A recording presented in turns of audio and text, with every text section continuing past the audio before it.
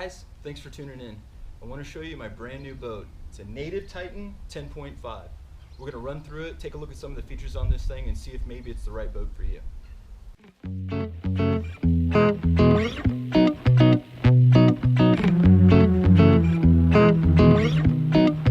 Okay, I wanted to do a really quick run through of what the boat is and like what it's got on it, and then some of the things that I've done to it. Essentially, I got the 10.5 because what I was really looking for was space was an issue for me.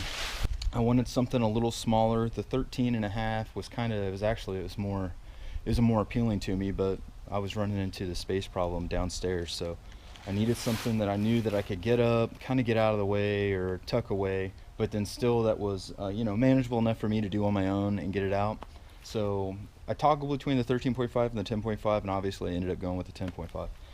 So, but before I bought it, I tried to do a bunch of research on it. I initially wasn't even sold on a pedal drive, but for the price point that the 10.5 is at, to have a pedal drive system, that honestly, that was a tipping point for me. So I wanted to make a video and kind of run through here and show people the different things that you can do with it just initially after having it for 2 days that I found that you could kind of have on it. There doesn't seem to be like a whole lot out there about what it is besides what you see on the Native Watercraft site. Of course, Greg's videos, Mobin Outdoors, he's got his up there and he's been pretty active too. But I just want to do something and show some of the different stuff that maybe we're not seeing on other videos. The first thing we got is a bow hatch up here. So this pops off. It's like a rubber sealer around it. So I transported this back home. Actually, we had to drive 4 hours down to pick it up down in Ozark, Missouri. So it didn't pop off at all. We went through like a brutal rainstorm too. Inside, you have the whole boat access.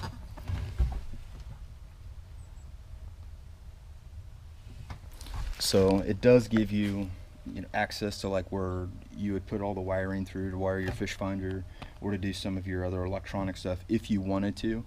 There's this hatch and then there's a back hatch, and we'll go back and take a look at that. But the top of the lid, it's tied on by a bungee.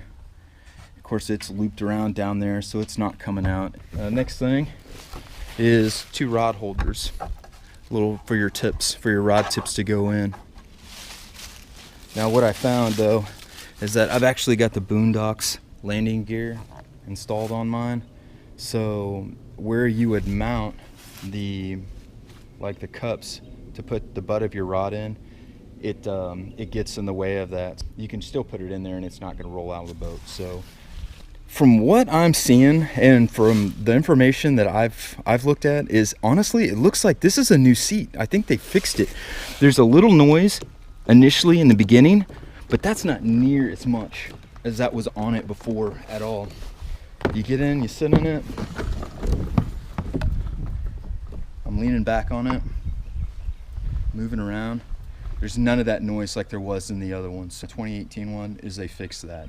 The seat has a storage compartment here for your little 3200s.